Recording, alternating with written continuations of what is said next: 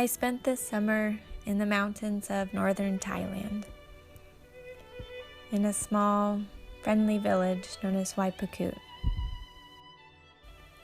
The community here has partnered with a volunteer organization called Global Vision International, or GVI, in order to encourage and facilitate the relief of tourist industry elephants and reintroduce them to a more natural and peaceful habitat.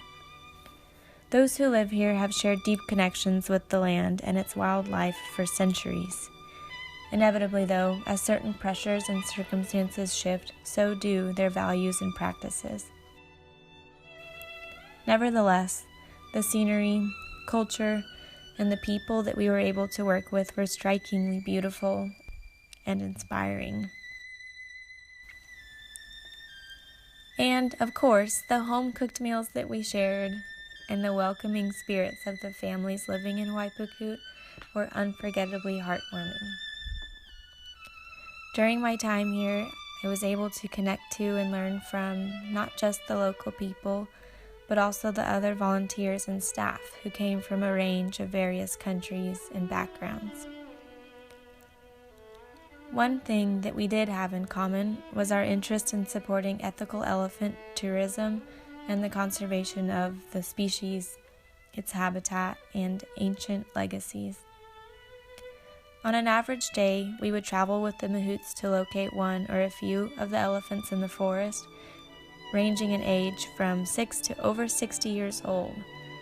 Our hikes ranged from 1 to 9 miles, sometimes on steep terrain, sometimes under a passing downpour, and always in cheerful spirits.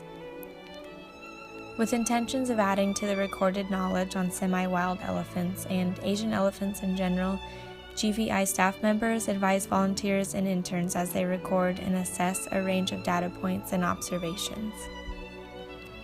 Some of the ongoing projects include time activity budgets, foraging behaviors, and interactions with other elephants.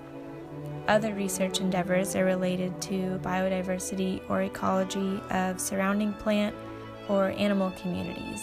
These data can be taken during elephant hikes or during other weekly outings such as the night or biodiversity hikes.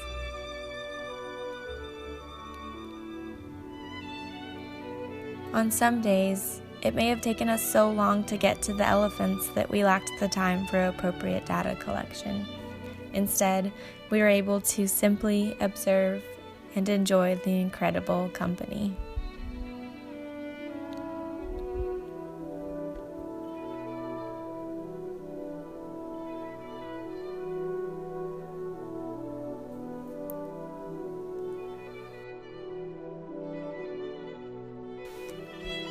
Most of our excursions left early in the morning and returned in the afternoon.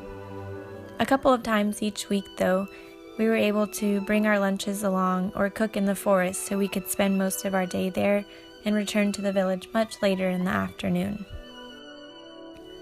These days could sometimes be exhausting, but always very rewarding.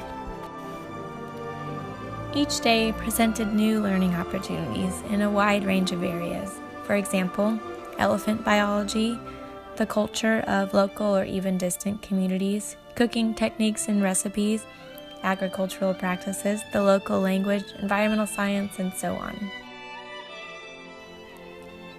During our evenings or weekends, when we weren't busy with hikes or internship projects or classes, we created our own pleasantly simple ways to enjoy and entertain ourselves.